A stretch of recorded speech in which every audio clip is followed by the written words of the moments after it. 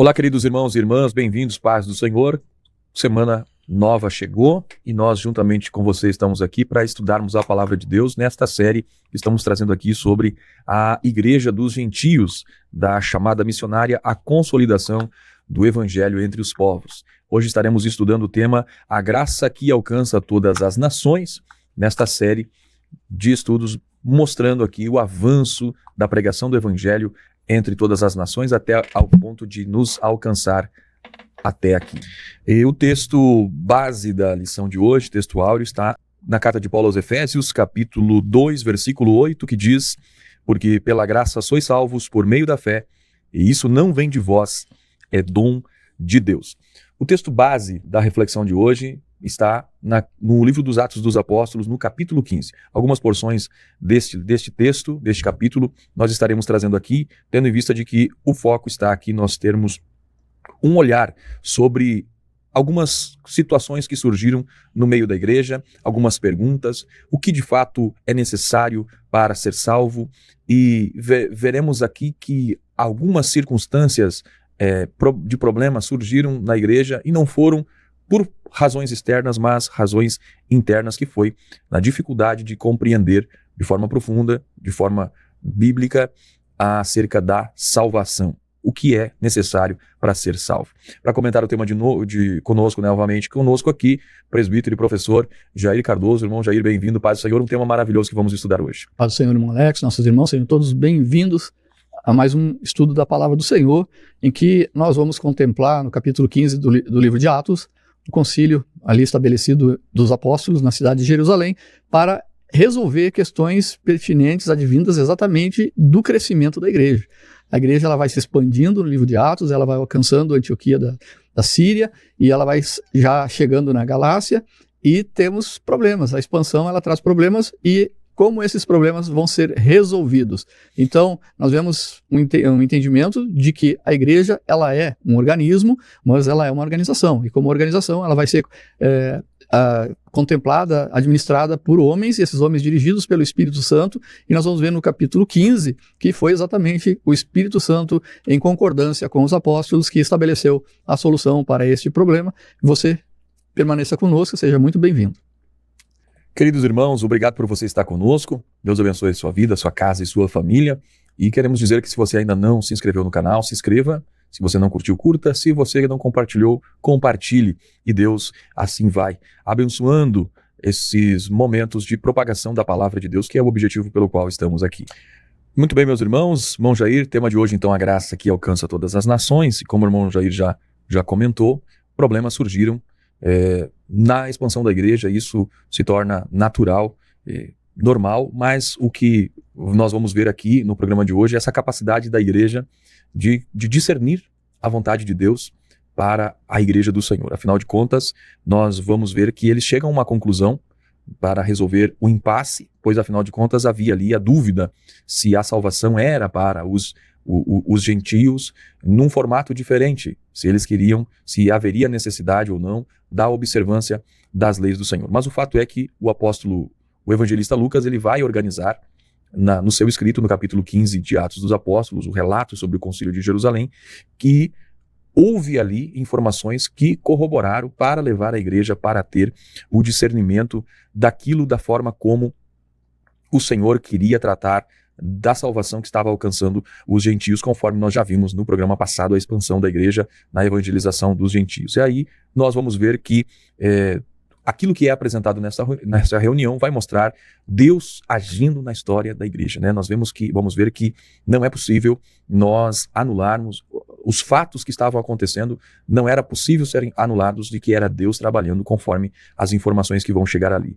E nessa ação de Deus, a igreja estava testemunhando. Haviam provas irrefutáveis do que Deus estava fazendo. Então, a igreja estava vendo Deus trabalhar, e também, através de tudo que vai ser apresentado, eles vão ver que aquilo que estava acontecendo não era um acidente, não era algo que surgiu de último momento na história, mas era algo que já estava prevista no Escrito Sagrado, na Palavra de Deus, a salvação que alcançaria a todos, não por méritos humanos, mas pelos méritos do Salvador Jesus Cristo. Irmão Jair, para nós entrarmos então no assunto propriamente aqui do Concílio de Jerusalém, nós vamos no tópico 1 ver sobre quando a graça preserva a unidade da igreja. E aí foi preciso a graça de Deus aqui agir nesse momento da história da igreja para que não houvesse divisões, não houvesse o enfraquecimento e o abandono do cumprimento da missão da igreja. O que nós podemos comentar nesse tópico, irmão Jair? O maior problema registrado no livro de Atos da igreja, ele vai ser corrigido, ele vai ser resolvido pelo Espírito Santo exatamente para evitar essa ruptura da igreja entre aqueles que poderiam ser seguidores de Paulo e Barnabé e outros seguidores dos judaizantes. Então, o Espírito Santo agiu exatamente para preservar a unidade da igreja. Ela mantém uma mesma fé, um mesmo entendimento sobre a salvação. E para nós contextualizar esse momento, nós precisamos retornar um pouquinho para o capítulo 13 e o capítulo 14 de Atos, em que Paulo e Barnabé eles vão fazer a primeira viagem missionária na região da Galácia. Eles vão percorrer as cidades ali, que nós já nos referimos em outros momentos, vão passar por Chipre, pela ilha de Chipre, vão chegar na cidade de Antioquia da Pisídia. E ali na Antioquia da Pisídia, Paulo vai proferir um discurso tremendo, uma abordagem tremenda baseada no Evangelho, baseada nas Escrituras do Antigo Testamento, mostrando que Jesus Cristo é o Salvador prometido, mostrando que o Espírito Santo vem através de Jesus Cristo e que a graça chega até aquela igreja. E naquele momento já se levantam, ali na cidade de Antioquia da Pisídia, se levantam judeus cristãos que não concordam com a opinião de Paulo, de que a salvação é pela graça, não mediante o cumprimento da lei. São denominados a partir dali, então, de judaizantes. Paulo e Barnabé eles retornam, então, dessa primeira viagem, eles chegam na cidade de Antioquia, eles vão falar o que Deus fez nessa primeira viagem, que salvou, que libertou, que o evangelho chegou ao mundo gentílico de uma maneira graciosa. E o que acontece? Ali na cidade de Antioquia vão ter movimentos acalorados, inclusive com esses judaizantes provindos lá da Galácia, que vêm até Antioquia da Síria, e eles vão então ocorrer debates acalorados em relação a esse ponto específico da salvação. A salvação, ela é completamente pela graça, ou como o judaizante está dizendo que precisa fazer a circuncisão e precisa, antes de ser cristão, precisa se converter ao judaísmo, ser um prosélito para depois então praticar o evangelho. Então, dentro deste contexto de que existe uma conversa acalorada agora na igreja de Antioquia da Síria, com o Paulo, Barnabé e a igreja em si, e com aqueles judaizantes que são provindos lá da cidade de Antioquia da Pisídia, eles vêm e se reúnem também ali com outros judeus e vão formar uma corrente, duas correntes, uma corrente dizendo que precisa, para a salvação, precisa cumprir a lei completa, a lei de Moisés, e depois, sim, para ter a salvação em Jesus Cristo. E a igreja de Antioquia, ela vai dar um exemplo de como ela vai buscar a solução para isso. Aqui são cristãos, com diferentes pontos de vista, mas vai ser feito num ambiente de respeito, num ambiente ordeiro, respeitando as autoridades, respeitando a integridade de cada um, e assim vai ser então encaminhado Barnabé e Paulo para a cidade de Jerusalém, e lá vai ser então convocado um concílio. Nós vemos isso aqui no capítulo 15, que no versículo 1 nós vamos ver que alguns dos que tinham descido da Judéia se encontraram também com aqueles que vieram ali de Antioquia da Pisídia e diziam, se vós não circuncidardes conforme o uso de Moisés, não podeis ser salvos. Tendo tido Paulo e Barnabé não pequena discussão e contenda contra eles, resolveu a igreja que Paulo, Barnabé e alguns dentre eles subissem a Jerusalém aos apóstolos e aos anciãos sobre aquela questão. E a igreja, então, ela vai encaminhar Paulo, Barnabé, mais alguns crentes, para chegar em Jerusalém, e chegando lá em Jerusalém, eles são recebidos, então, pela igreja, pelos apóstolos e pelos anciãos, e eles vão anunciar aquilo que Deus tem feito, as grandes coisas que Deus tem feito entre os gentios. Chegando lá, a seita dos fariseus, judeus, convertidos ao evangelho, mas oriundos da seita dos fariseus, eles vão então se levantar naquele momento, ali no concílio, e vão estar dizendo que precisa circuncidar para depois e seguir a lei de Moisés para ser salvo. Então, nesse ambiente que se instala a reunião, o concílio em Jerusalém. Paulo e Barnabé, com alguns integrantes da igreja lá de Antioquia, da Síria, eles sobem até Jerusalém. Em Jerusalém vão se encontrar com os apóstolos, com os anciãos da igreja e também muitos judaizantes oriundos da seita dos fariseus, e vai ocorrer então essa discussão em relação à salvação. Então, o concílio de Jerusalém especificamente, ele foi realizado num período histórico em torno de 15, 16, 17 anos após a descida do Espírito Santo, ou seja, o ano de 48 ou o ano até o ano 50 depois de Cristo. Com certeza nesse período, o ano 51 não, porque aí Paulo já está na segunda viagem, já tem algumas coisas de arqueologia já mostrando que em 51 Paulo já estava na segunda viagem missionária. E eles estavam então nesse período tratando exatamente dessas controvérsias com os judaizantes que defendiam a circuncisão como requisito para a salvação. E essa exigência ela contrariava o ensino bíblico, porque a circuncisão nunca foi meio de justificação, sempre pela fé. E nós vemos que nesse concílio ali em Jerusalém, já quem está liderando a igreja não é mais Pedro, porque Pedro ele está no ministério itinerante, ele desce para Samaria, ele chega também em Antioquia, ele vai a outros lugares pregando o evangelho, mas Tiago, o irmão do Senhor, ele que vai estar liderando essa igreja e juntamente com a direção do Espírito Santo, e nesse concílio a igreja reconhece que a salvação ela é alcançada em todas as nações pela graça de Deus, irmão Alex. Muito bem, irmão Jair, irmãos que nos acompanham, e vemos então aqui nesse tópico 2, no tópico 1, sobre quando a graça preserva a unidade da igreja, vimos nesse ponto 1 sobre o concílio de Jerusalém, aonde há uma discussão ali então sobre a necessidade ou não da observância da lei, e isso tem percorrido até os nossos dias hoje. Muitas pessoas, irmão Jair, tem muitas religiões hoje no mundo, e praticamente todas as religiões, elas apresentam uma necessidade de um esforço humano, né?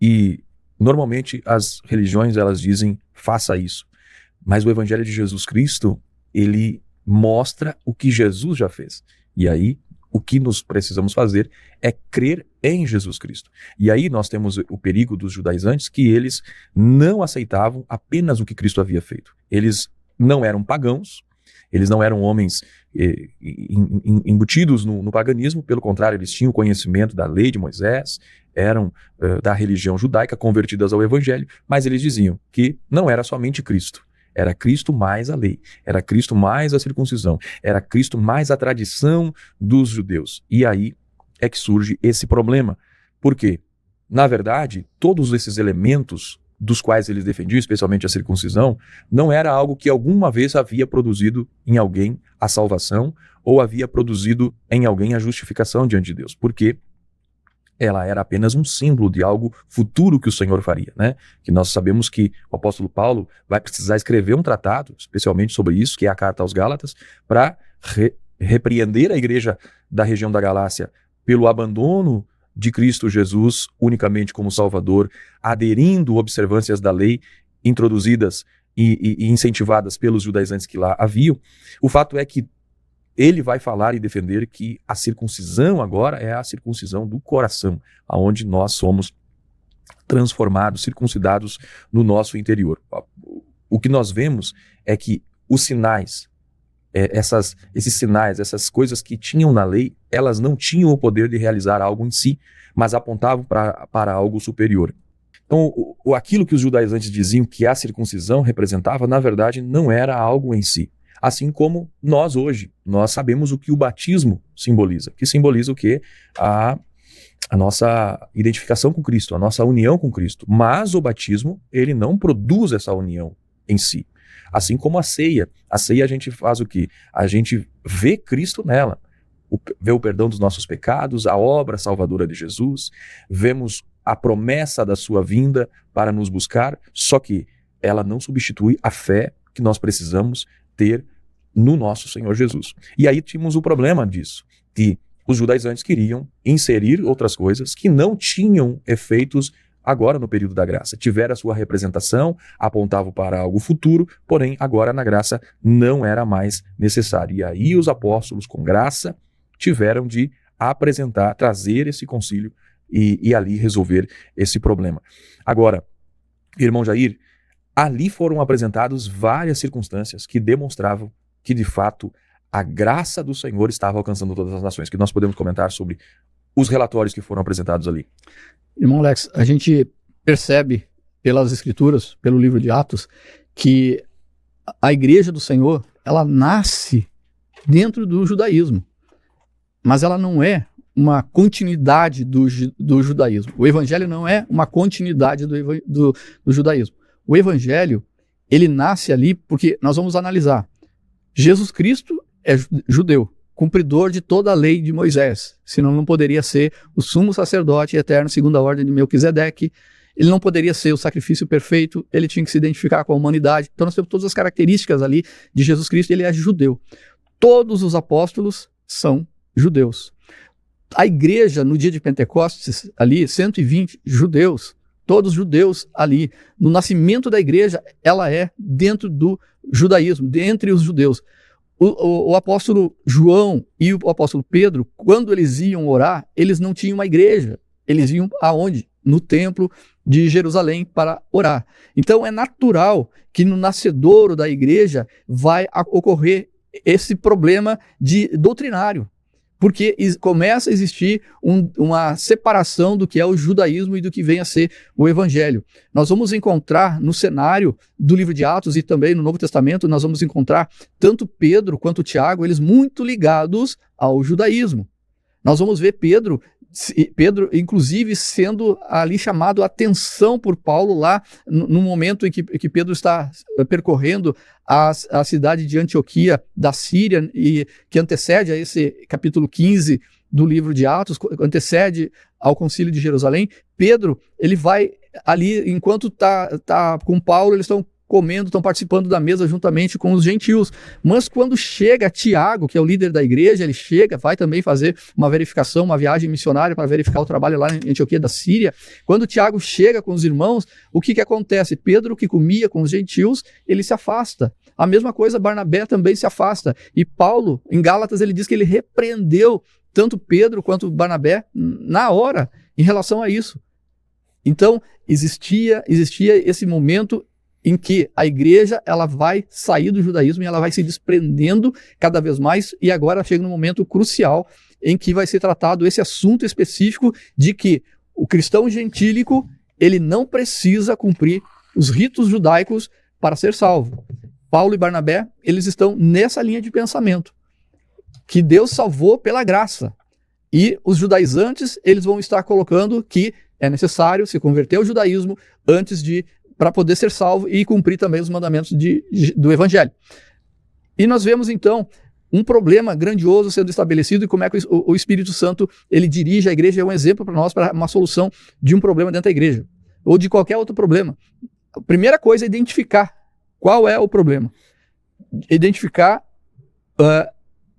o problema antes de tentar resolver. A questão, muitas vezes, que a gente quer solucionar um problema, que a gente não vai pegar os dados, as informações corretas e vai querer dar uma solução, vai ser uma solução tendenciosa. Então nós vemos o primeiro aspecto, assim, é identificar o problema. O segundo aspecto vai ser uma discussão aberta entre todos. Ali nós vemos que no capítulo 15, ele vai mostrar uma discussão aberta a partir do versículo de número 5. Vai dizer, alguns, porém, da seita de fariseus que tinham crido se levantaram, dizendo que era mister circuncidar, e congregaram-se, pois, os apóstolos e os anciãos para considerar esse assunto. Então, o concílio de Jerusalém não foi talvez um dia, uma semana, ele durou vários momentos, até todos tiveram a oportunidade de falar. E um outro aspecto importante aqui do capítulo 15, de como é que Tiago vai conduzir, como é que a igreja está conduzindo a solução disso, é que também vai ser ouvido aqueles que têm experiência relacionada ao problema.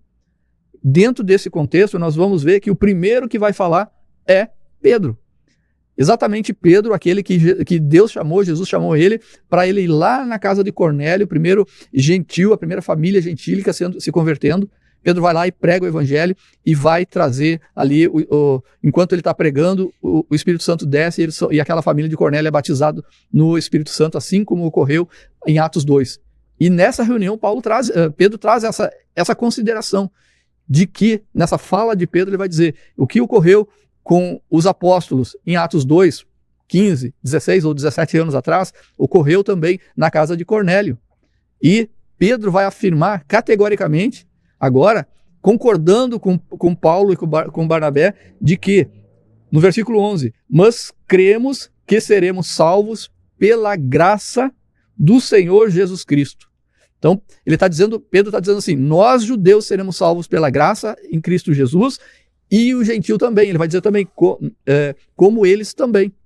Então, Pedro ele vai agora em concordância com Paulo e com Barnabé, ele vai expor o ponto de vista dele, e assim se encerra a fala de Pedro. E depois, então, a igreja dá a oportunidade para Paulo e Barnabé trazerem também as suas considerações. E nós vamos ver que nessa consideração de Paulo e de Barnabé, eles vão trazer um relatório e vão confirmar que naquela missão que eles fizeram, lá na primeira viagem missionária, na região da Galácia, Jesus salvou, batizou com o Espírito Santo, houveram sinais e prodígios, houve livramento de Paulo. Ele vai contar toda a segunda viagem, vai explicar ali, e ele vai destacar que os gentios, aqueles que não são oriundos, não são judeus, eles foram alcançados pela graça, eles foram salvos pela graça, sem exigência de cumprir a lei, sem exigência nenhuma de cumprir a lei.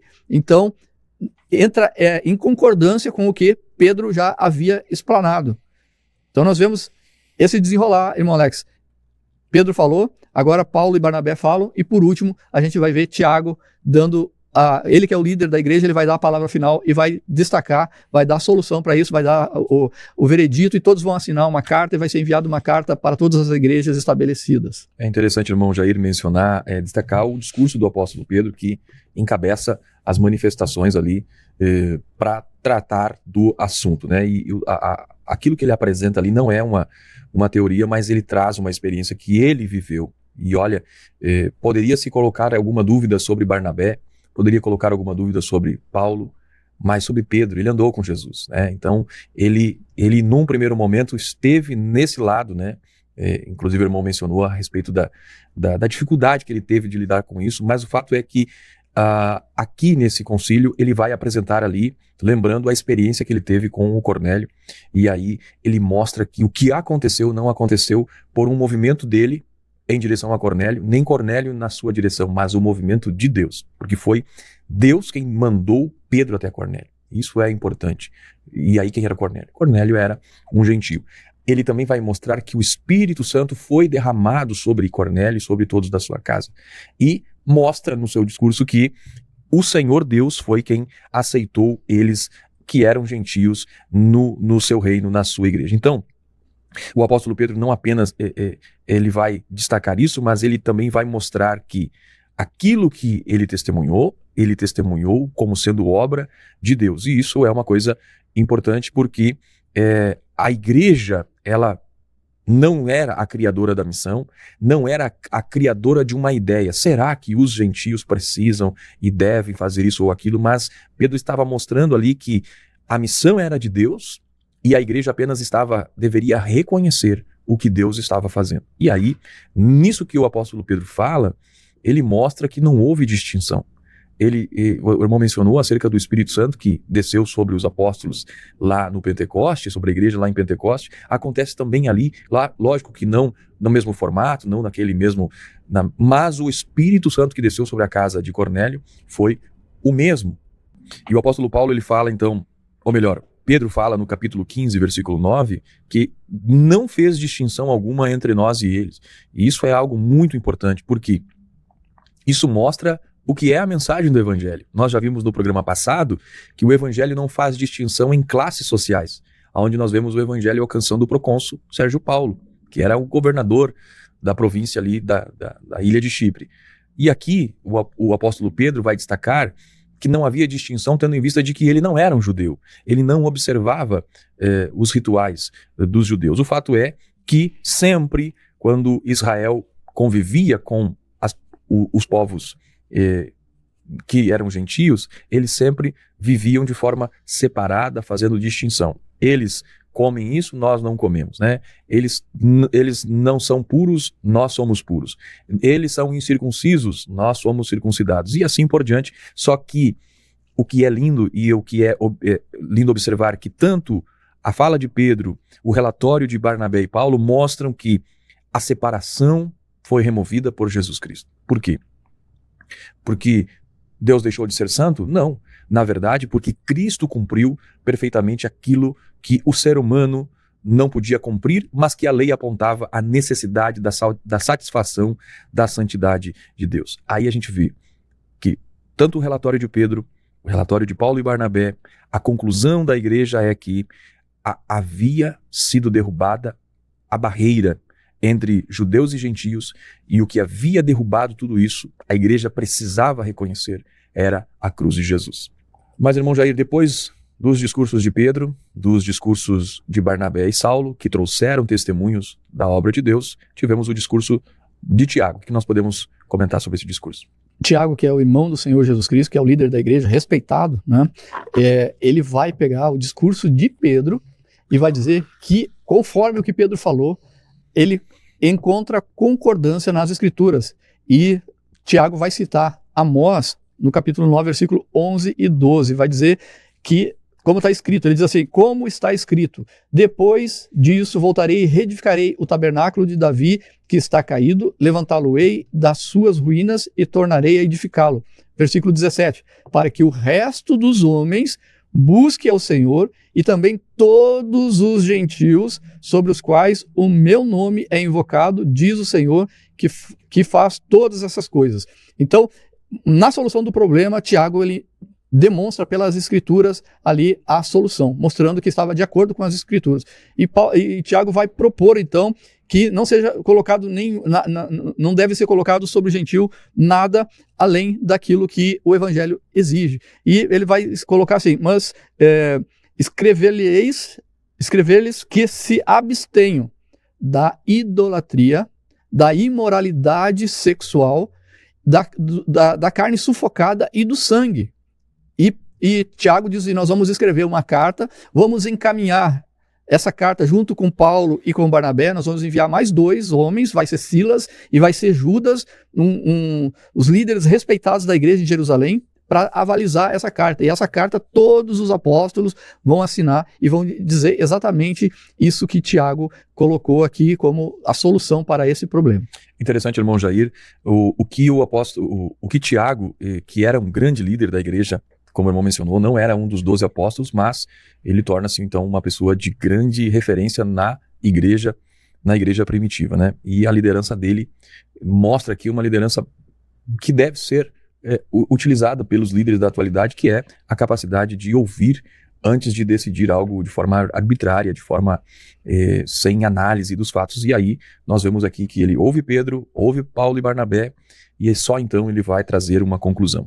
E quando ele fala, ele utiliza novamente aquilo que Pedro havia falado, quando ele diz que Deus visitou os gentios para tomar dentre eles um povo para o seu nome. Isso é interessante porque quando ele utiliza a expressão visitou, ele remete aos textos do Antigo Testamento conhecido por todos ali, que mostra que sempre que Deus visitou alguém, visitou para fazer uma mudança de uma realidade. Foi assim com Sara, quando Deus visita Sara, Deus muda a realidade dela de esterilidade para ser uma mulher que vai gerar filhos. Nós vemos também sobre Israel, quando Deus visita eles no cativeiro do Egito e de lá tira-os para servi-lo na terra que o Senhor os conduziria. E agora Deus é mostrado por Tiago e pelo apóstolo Pedro, demonstrado que Deus está visitando os gentios para fazer e tornar eles também um povo para o seu nome. E isso mostra algo muito bonito, maravilhoso, porque é a iniciativa de Deus. Não eram os gentios que estavam tomando a iniciativa. Aqui está ficando claro que era a iniciativa de Deus, não era pelos méritos dos gentios, mas era sim pelo fato de que Deus quem procurou eles. E aí a gente vê, irmão Jair, que isso tudo é um movimento da graça de Deus. Nós não buscávamos Deus, mas Deus nos buscou através do sacrifício de Jesus na cruz, através da pregação do Evangelho, que é o que nós vamos ver sobre a graça ainda no programa de hoje. O fato é que a salvação aqui verificada pelos irmãos do concílio de Jerusalém, mostra que a salvação, ela de fato é uma obra que Deus está fazendo. E aí, o que eu entendo aqui, irmão Jair, é esse movimento da igreja de se colocar a não impedir o que Deus está fazendo. E é uma preocupação que eu tenho de nunca, jamais ser um atrapalho daquilo que Deus está fazendo, né? Se Deus está fazendo algo, eu não quero ser atrapalho. E de que forma eu posso atrapalhar? Às vezes colocando alguma ideia minha sobre aquilo que na verdade não é a vontade de Deus. Quando eu deixo de orar, quando eu deixo de consagrar, são momentos em que nós atrapalhamos o agir de Deus. Mas quando nós reconhecemos o agir de Deus e nos submetemos, a obra do Senhor avança. E ela vai avançar, o evangelho vai alcançar a todos os gentios, não pelos méritos deles, mas pela graça do Senhor. Nós vemos aqui nesse ponto, então, que a graça, ela preserva a unidade da fé da igreja, porque nessa decisão do concílio, em que não participa somente os apóstolos, mas participa, na verdade, o Espírito Santo e os apóstolos. Tiago diz, na verdade, pareceu bem ao Espírito Santo e a nós, essa solução, essa decisão que foi dada ali no concílio, e a graça de Deus, ela preserva a unidade da fé, porque terminado aquele concílio, todos eles saem com o mesmo pensamento, uma mesma ideia, uma mesma fé, e a igreja não se divide. Essa é uma característica muito interessante que a gente vê em Atos dos Apóstolos e o movimento da igreja, irmão Jair, é essa parceria, né, entre a igreja e o Espírito Santo, né? E aí, como eles disseram, pareceu bem ao Espírito Santo e a nós, no capítulo 15, versículo 28, mostrando aí, de fato, que eles discutiram, eles ouviram os testemunhos, mas eles seguiram a orientação do Espírito Santo. E assim sempre foi, porque afinal de contas nós vimos que a missão da igreja, ela é cumprida sobre a rege do Espírito Santo.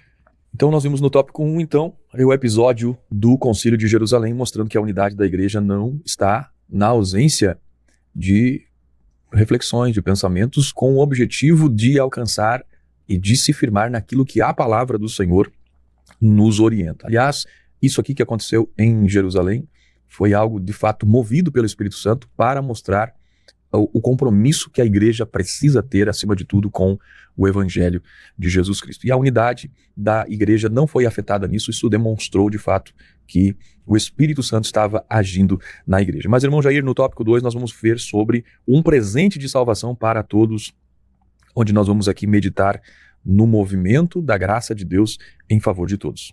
Nós vemos a universalidade da graça, que a salvação, ela vem para todos, sem distinção se é judeu ou não judeu, se é gentil ou de qualquer etnia. E para isso, então, nós vamos entender o que é a graça. A graça, então, ela significa um favor, muitas vezes um dom imerecido, e ela vai descrever, em primeiro lugar, a iniciativa de Deus em salvar o ser humano. Salvar o quê? Do pecado, do erro, da ira de Deus, e isso não por obras ou méritos do homem, mas pelo amor e pela misericórdia de Deus. Diante desse drama universal do pecado, em que toda a humanidade ela caiu no pecado, do pecado inicial, e Deus então ele vai reconciliar, através da graça ele vai reconciliar toda a humanidade com ele mesmo. Então nós vamos ver que a lei lá de Moisés, ela revela, sim, o pecado, mas não salva. Mas a palavra de Deus vai dizer que onde abundou o pecado, superabundou a graça. E nós vemos Jesus Cristo como a manifestação da graça de Deus, a personificação da graça de Deus. Então, quando Pedro diz, nós queremos que seremos salvos pela graça do Senhor Jesus Cristo, é porque foi Jesus que fez a obra. Ele que morreu na cruz, ele que levou sobre ele os nossos pecados, ele nos deu a salvação. Então, Jesus Cristo, ele é a personificação da graça de Deus. E essa graça é universal porque ela é para todos os povos, para todos os segmentos culturais, religiosos. Nós vemos que a igreja, que essa graça, ela não encontra, contra ela não tem barreira étnica, cultural ou religiosa. E todo aquele que invocar o nome do Senhor, ele será salvo. O que é invocar? É crer nessa obra do Senhor Jesus Cristo, crer que ele foi enviado por Deus como nosso Salvador, que ele morreu na cruz, que ele ressuscitou e que ele voltará. Então essa graça é manifesta para todos aqueles que se achegar a esse propósito de salvação, e não para um determinado número de queridinhos de Deus, senão Deus não seria justo.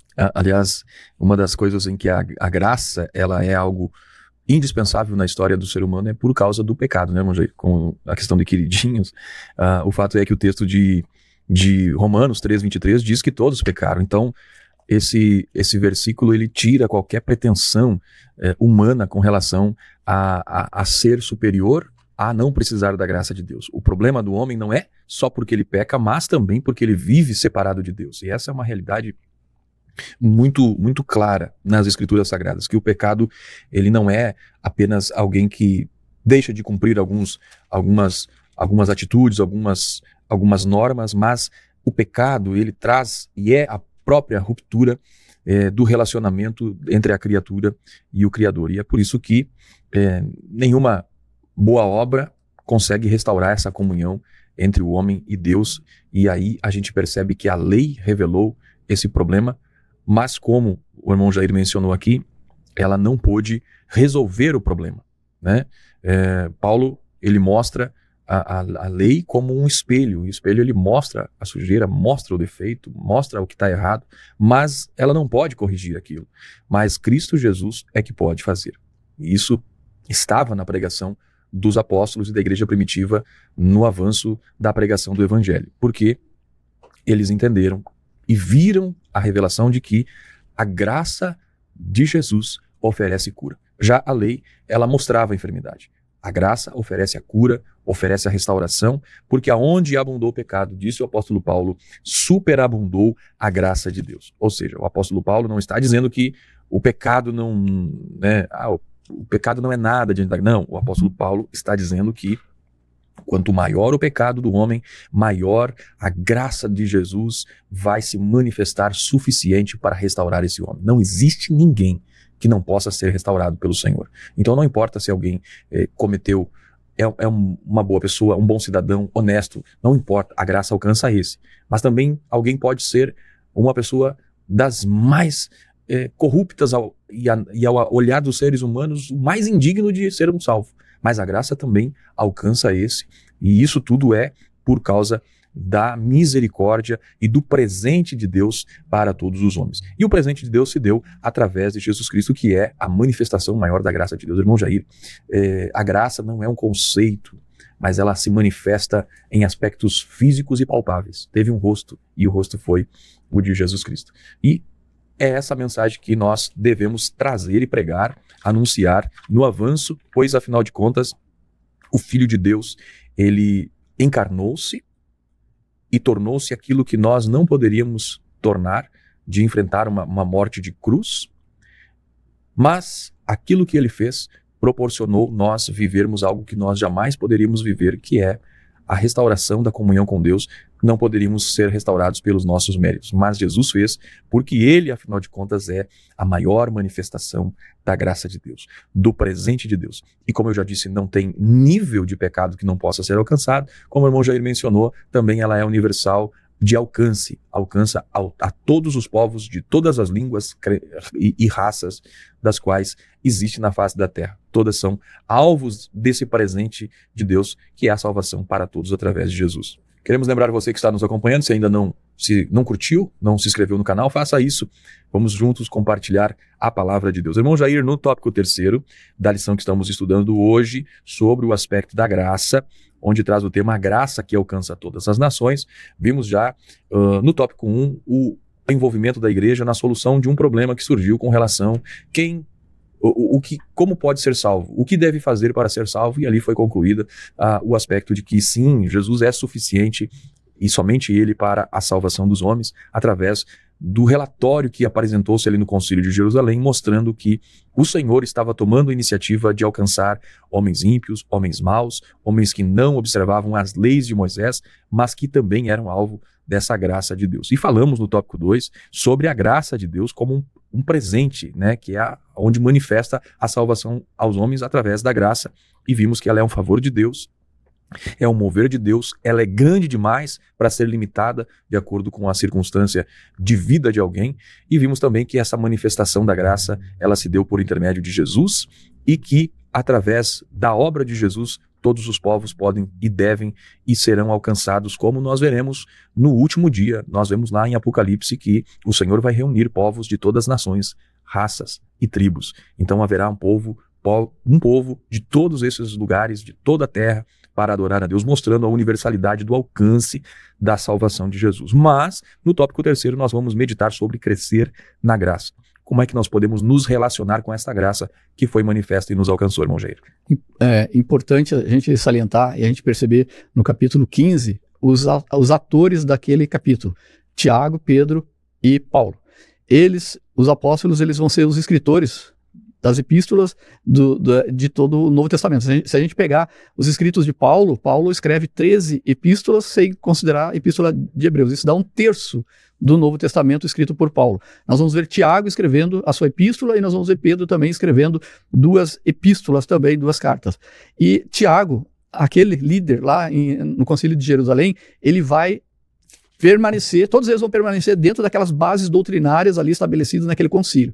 E Tiago vai dizer, na sua epístola, dizendo assim: qualquer que guardar toda a lei e tropeçar em um só ponto, torna-se culpado de todos. Então, Tiago, na sua epístola, ele estabelece ainda, ele continua falando sobre a salvação pela graça. Nós vamos ver Paulo escrevendo a Tito também, a carta de Judas também, todas elas estão falando na salvação pela graça, a graça manifesta a todos os povos.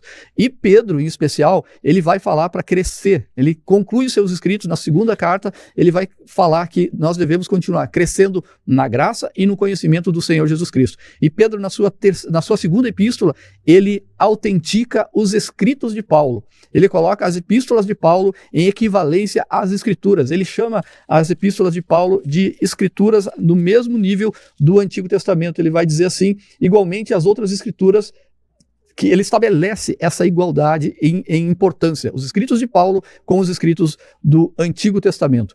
E arrematando toda essa informação, Pedro diz então, para nós continuar crescendo na graça e no conhecimento. E como é que nós vamos nos aproximar da graça de Jesus Cristo? Nos aproximando do trono da graça.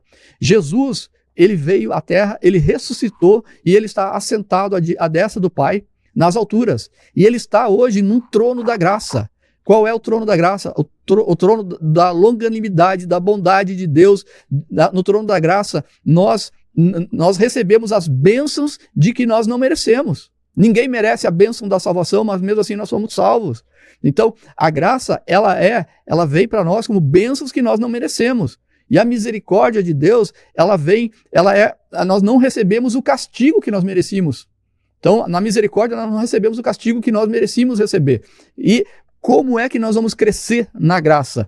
Nós temos que nos aproximar exatamente do trono da graça. E o escritor aos Hebreus, no capítulo 4, versículo 16, ele vai dizer que nós devemos nos aproximar, chegarmos com confiança, com fé ao trono da graça. Por que com fé? Sem fé é impossível agradar a Deus. Então é necessário crer que Jesus, ele veio na terra, que ele teve uma vida como homem, que aqui ele foi 100% homem, 100% Deus, que ele morreu, que ele ressuscitou, que ele subiu aos céus e ele está no trono da graça e que ele voltará para, a partir daí, da sua volta, a partir do arrebatamento da igreja, Jesus Cristo, ele não estará mais no trono da graça, mas no trono de juízo, onde virá o juízo sobre os ímpios, sobre aqueles que rejeitam o plano de salvação. Então o escritor aos Hebreus diz para nós chegarmos com confiança nesse trono da graça, com fé nesse trono da graça, a fim de quê? A fim de nós encontrarmos misericórdia. O que vem a ser a misericórdia? Nós não recebemos o castigo que nós merecemos pelos nossos erros, pelas nossas falhas, mas sim a graça, nós receber a graça, receber as bênçãos que nós não merecemos. E aqui, quando é que nós devemos chegar a esse trono, irmão Alex? A Escritura diz assim, no tempo oportuno. Qual é o tempo oportuno? O tempo é hoje. O tempo da necessidade, o tempo da dificuldade, o tempo em que nós estamos apertados, que nós precisamos voltar a clamar a Deus, buscar a Deus em oração, em jejum, em consagração, porque os dias são maus, como o apóstolo Paulo retrata nas suas epístolas. Os dias são maus e nós precisamos. Então, o tempo é o tempo oportuno é hoje, é no momento em que nós precisamos, nós podemos chegar com esse acesso liberado ao trono da graça, que Jesus, ele aplanou esse trono para nós, esse caminho, e o caminho é a fé no Filho de Deus que morreu e que ressuscitou. E o que nós recebemos quando nós chegamos à graça? Ao trono da graça, recebemos bênçãos, recebemos a salvação, recebemos o batismo com o Espírito Santo, recebemos a interpretação, o entendimento da palavra de Deus, que a interpretação é uma só, mas nós vamos receber o entendimento dessa palavra, a revelação da palavra, ser guiado pelo Espírito Santo, ser guiado pela mão de Deus nessa caminhada, caminhando aqui até a vinda do Senhor Jesus Cristo, até o nosso destino final, que é a Jerusalém celeste. É verdade, irmão Jair. Então é importante nós visualizarmos aqui o que vimos aqui então sobre esse crescer na graça de Deus. Uma vez que a gente foi salvo, nós precisamos agora avançar e permitir que a graça de Deus continue operando na nossa vida. Porque no momento que nós encontramos a salvação, diante da pregação, reagimos de forma crendo no Senhor e confessando nossos pecados, a graça ela não termina ali, mas nós continuamos avançando nela. E aí a pergunta que a gente deve fazer é como que a gente vai se desenvolver.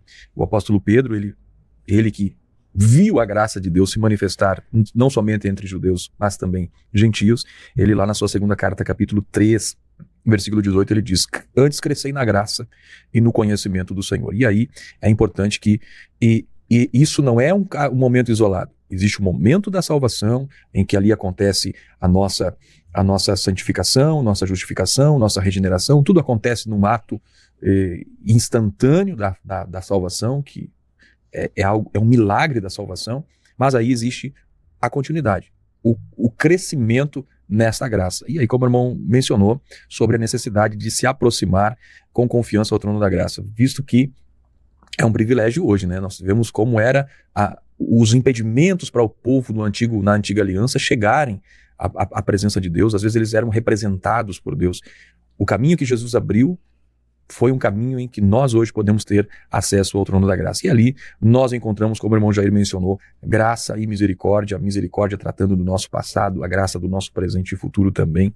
E nós vemos que há uma necessidade muito grande de nós entendermos como nós crescemos nessa graça e como nós acessamos essa graça de Deus. E aí a gente vê que Deus deixa para nós os meios espirituais, né? Por quê? São através dos meios espirituais que Deus fortalece-nos a cada um de nós. É através dos meios espirituais que o Senhor fortalece a sua igreja. E como é que são? Que meios espirituais que o Senhor deixa para a sua igreja para que ela possa crescer na graça do Senhor? É a palavra. A palavra de Deus é onde nós vamos crescer constantemente e profundamente na graça do Senhor. Não somente a palavra, mas junto a ela a oração. A oração é um caminho, é um meio pelo qual nós, inclusive, nos aproximamos de uma intimidade, de uma comunhão, de um relacionamento com Deus. Outra forma que Deus traz para que a igreja possa crescer na graça é através da pregação, através do ensino, né? Onde a pregação da palavra do Senhor abre portas para que os homens vejam a graça de Deus que muitas vezes está oculta. Quando você, às vezes, lê um texto, às vezes a pessoa não consegue entender, diante de uma pregação, ela tem a sua mente aberta, seus pensamentos iluminados, e ela pode acessar a graça de Deus e crescer na graça de Deus. Jejum, comunhão na igreja, são meio pelos quais o Senhor ele fortalece a sua igreja para que esta cresça na graça do Senhor Jesus. E crescer na graça é o assunto desse tópico aqui, mas uma das coisas que a gente precisa concluir aqui nesse tópico, eu acredito, irmão Jair, num tempo em que todo mundo valoriza a autossuficiência, a sua capacidade, os seus méritos. Quando nós falamos em crescer na graça, não é que nós nos tornamos melhores do que alguém, maiores que alguém, mas nós vamos cada vez mais nos tornando dependentes do Senhor, dependentes da graça do Senhor, dependentes dos favores do Senhor, das misericórdias do Senhor. E aí nós vemos uma geração hoje em que valoriza muito o talento, muito a capacidade, muitos méritos próprios, e isso muitas vezes afasta esse crescimento da graça, porque o crescimento da graça mostra que nós, na verdade, não podemos dar nem um passo se não for o poder de Deus, o favor de Deus sobre a nossa vida. Mas isso foi algo que foi entendido pela igreja primitiva, que não só pregou a graça, mas o ensinamento dos apóstolos, das doutrinas, foram levando a igreja a crescer na graça do Senhor. Bom, Jair, um tema maravilhoso, onde vimos aqui, num princípio, uma dúvida, uma confusão que se gera no meio da igreja, um problema que não era externo, mas era interno no seio da igreja, e que foi tratado pelo Espírito Santo mediante a Escritura Sagrada, ela é trazida, e também acerca das evidências da ação de Deus. Vimos também sobre a salvação, que é uma graça manifesta a todos nós, concedidas pelo nosso Deus, e sobre a necessidade de estarmos constantemente crescendo na graça do Senhor. O que nós podemos concluir sobre o tema de hoje? No concílio que a gente estudou, eles vão trazer essa solução, esse entendimento de que a graça ela é suficiente para a salvação. Não há nada que o homem possa fazer para que ele mereça ser salvo. E essa doutrina ela vai ser detalhada, especificada, mais abrangente em todas as epístolas no Novo Testamento. E mostrando que essa graça ela não é exclusivista, ela é universal para todo aquele que venha a receber esse plano maravilhoso de Deus da salvação em Cristo Jesus. Encerro aqui e que Deus abençoe a sua vida. Até uma próxima oportunidade, querendo Deus. Muito bem, meus irmãos e irmãs, gratos pela sua companhia até aqui. Deus abençoe sua vida, sua casa e sua família. Graça, paz e prosperidade da parte de Deus sobre você. Nos vemos na próxima semana, estudando o tema O Espírito que nos guia para além das fronteiras. Que Deus abençoe você. Nos vemos no próximo programa. Até lá, na paz do Senhor.